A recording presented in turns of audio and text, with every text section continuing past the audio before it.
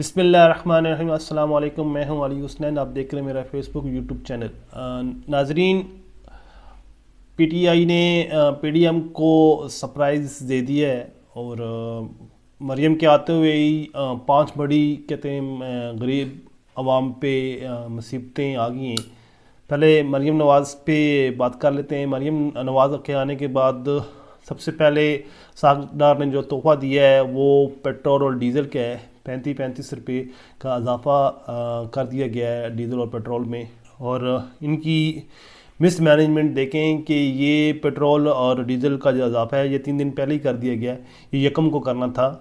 तो बहाना ये बनाया गया है कि ये डीज़ल और पेट्रोल पंप में शॉर्ट हो रहा था, तो इस वजह से ये 3 दिन पहले इसकी प्राइस का इजाफ़ा कर दिया गया है।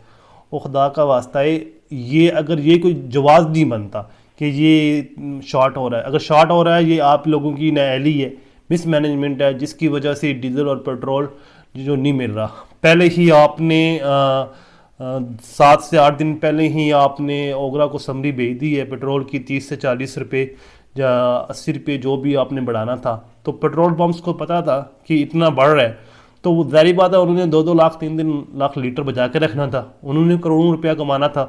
तो उसके बाद जब शोर मचा तो उन्होंने 3 दिन पहले ही बता दिया।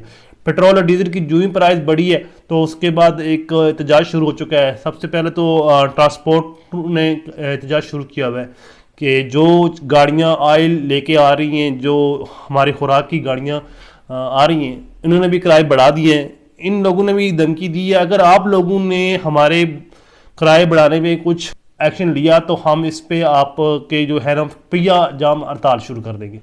तो अब अगर ये लोग भी किराए बढ़ाते हैं, ज़ाहिर बात है महंगाई है हर तरफ, एक गरीब बंदे का गुजारा करना मुश्किल हो गया, तो इन लोगों ने भी ज़ाहिर बात है रेट्स बढ़ाने। तो जब ये रेट बढ़ेंगे तो प्रेशर बढ़ेगा और भी। तो दूसरी तरफ ताजरों ने भी जो पेट्रोल और डीजल की जो प्राइस थी वो भी उन्होंने मुस्तरद कर दिया, बल्कि उन्होंने एहतजाज का भी ऐलान कर दिया है। और इसके बाद मरीम ने कल एक और ऐलान किया है कि मेरे पापा भी जल्दी आने वाले हैं। ये भी एक पाकिस्तानी अवाम के लिए बुरी खबर है। इनके पापा पिछले 2.5-3 साल से बाहर बैठे हुए हैं और 4 हफ्तों की ज़मानत लेके गए थे। आज ये मुल्क में वापस आए, आपकी आवाम गरीब महंगाई से पीस रही है। दो अभी हालत ये है कि इनके दौरे हुकूमत में, बल्कि इन लास्ट 30 से 40 दिनों में पाकिस्तानी अवाम, जो पहले 8 करोड़ लोग थे जो गुर्बत की लकीर से नीचे ज़िंदगी बसर कर रहे हैं, जिन्हें बड़ी बामुश्किल से 2 टाइम का खाना मिलता है, जहाँ कभी कभी मिलता ही नहीं है, अभी 2 करोड़ और लोग जो इस गुर्बत की लकीर से नीचे आ जाएंगे। 24 करोड़ का मुल्क है, 10 करोड़ वो लोग हैं जो गुर्बत की ही लकीर से नीचे हैं। और बेरोज़गारी, कोई माशी पॉलिसी प्लान इनके पास है ही नहीं है। मोहतरमा ने वो एक तकरीर की है जिसमें उन्होंने अपनी ही सर्जरी का कहते हैं ना रागविला पढ़ के चली गई हैं कि मेरी सर्जरी होनी थी, बर वक्त ना होती तो मैं मर सकती थी। तो मुझे नहीं पता ऐसी कौन सी सर्जरी थी जो उन्होंने लंदन के अलावा कहीं हो नहीं सकती थी। बहरहाल अभी जो पीटीआई की तरफ से भी आज कोर कमेटी का इजलास हुआ है, जिसमें इनके सबका एमएनए और इमाम फवाद चौधरी की मिसेस को भी बुलाया गया था उस कोर कमेटी में। उन्होंने 4 करारदादें मंजूर की हैं, जिसमें फवाद चौधरी की जो उनके साथ जो अगवा और बगावत का केस डाला हुआ है, फिर उनको जिस तरह का ट्रीट किया जा रहा है, इवन कपड़ा डाल के, उस पर भी उन्होंने एक पीटीआई ने करारदाद पेश की है। फिर इलेक्शन कमीशन के ख़िलाफ़ भी अगर वो वक्त पे अनकाद नहीं करता तो आइन के तहत उसके तहत एक्शन हो सकता है।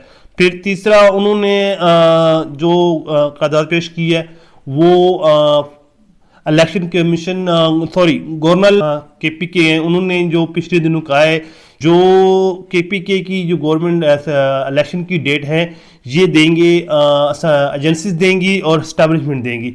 हालत ये है कि एयरवाई न्यूज़, जियो, मैंने सब चैनल्स को देखा है, किसी ने असद उमर की आवाज़ को भी बंद कर दिया, चलाया नहीं, प्रेशर इतना है।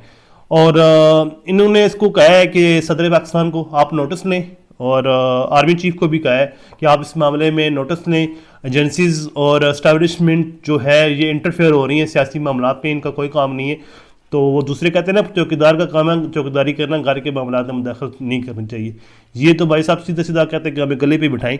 बहरहाल ये एक अलग बहस है। और उसके बाद उन्होंने ये प्रेस कॉन्फ्रेंस जब ख़त्म हुई तो सवालों के जवाब के ऊपर शाह महमूद कराची ने कहा है कि जो ज़मीनी इलेक्शन हो रहे हैं 35 हलकों में, तो उसमें पीटीआई हिस्सा लेगी और उसमें वो जो बतौर कैंडिडेट इन 35 हलकों में इमरान खान होंगे।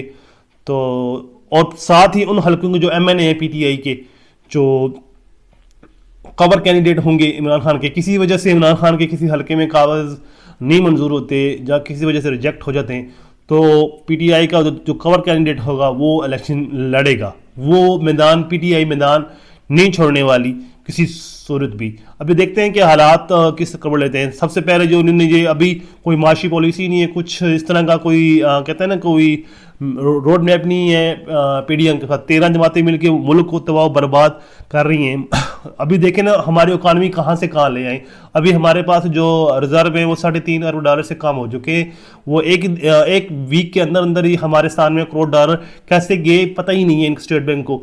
और हमारा जो हजम है प्राइवेट बैंक्स का वो भी $6 अरब के करीब करीब है। लेकिन प्राइवेट बैंक सेक्टर का जो डॉलर्स है वो गवर्नमेंट यूज़ भी नहीं कर सकती, लेकिन फिर भी $9.5 अरब जो है इस वक्त मुल्क में मौजूद हैं। देखते हैं, अल्लाह करे पाकिस्तान सही समझ जाए, हमारी दुआ है। दुआ में याद रखिए। नेक्स्ट वीडियो में दोबारा मिलते हैं। अल्लाह हाफिज़।